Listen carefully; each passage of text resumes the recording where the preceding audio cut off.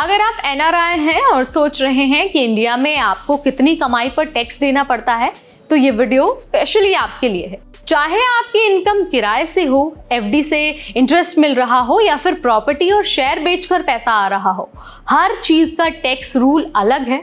तो इसीलिए आज एक खास वीडियो में लेकर आई हूँ जहां पर एनआरआई टैक्स का पूरा सच मैं आपको बताने वाली हूँ।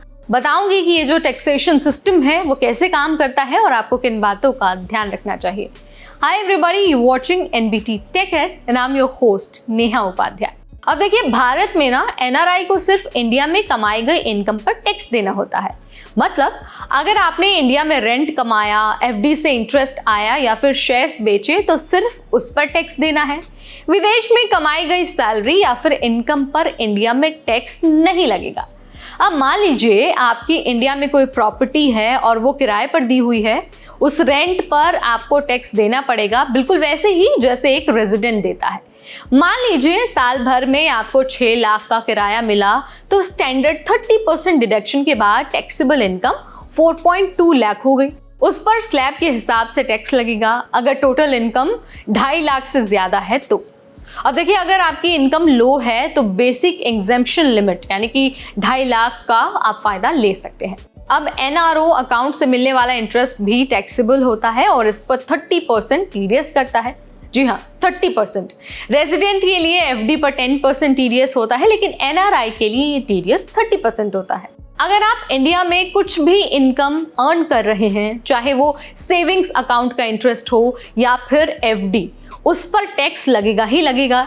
एनआरई और एफसीएनआर अकाउंट पर मिलने वाला इंटरेस्ट पूरी तरह से टैक्स फ्री होता है। जी हाँ, 110% टैक्स फ्री। अब बात करते हैं सबसे ज्यादा कंफ्यूजन वाले हिस्से की, यानी कि कैपिटल गेन्स। अब देखिए, प्रॉपर्टी बेचने पर आपको कैपिटल गेन्स मिलता है। अगर आपने 2 साल के बाद बेची है प्रॉपर्टी तो लॉन्ग टर्म कैपिटल गेन मिलेगा, इस पर 20% टैक्स लगेगा, लेकिन इंडेक्शन बेनिफिट आपको मिलता है। इसके अलावा शेयर्स और म्यूचुअल फंड्स बेचने पर 1 साल के बाद अगर आप अपने शेयर्स बेचते हैं तो LTCG यानी कि 1 लाख तक का गेन टैक्स फ्री है, उसके ऊपर 10% टैक्स लगेगा। और भाई ध्यान ये रखना है कि अगर एनआरआई है तो बायर को अपनी प्रॉपर्टी खरीदते वक्त टीडीएस डिडक्ट करना पड़ता है, वो भी सीधा 20% सरचार्ज। कैपिटल गेन को बचाने के लिए सेक्शन 54 या फिर 54EC का इस्तेमाल आप कर सकते हैं। गवर्नमेंट बॉन्ड्स में इन्वेस्ट करके आप टैक्स भी बचा सकते हैं। अब जरा कुछ उन कॉमन मिस्टेक्स के बारे में बात कर लेते हैं जो एनआरआई अक्सर करते हैं। तो देखिए, एनआरओ अकाउंट से टैक्स फाइल नहीं करते हैं कई सारे एनआरआई। फॉरेन इनकम को गलती से इंक्लूड कर लेते हैं। रेजिडेंट पेन से एनआरआई फाइलिंग करते हैं। सीए से सलाह नहीं लेते और पेनल्टीज झेलते हैं।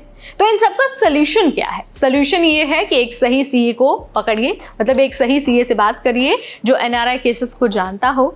आप अपना जो रेजिडेंसी स्टेटस है वो हर साल चेक करिए। एनआरई और एफसीएनआर अकाउंट को सही तरीके से इस्तेमाल करिए।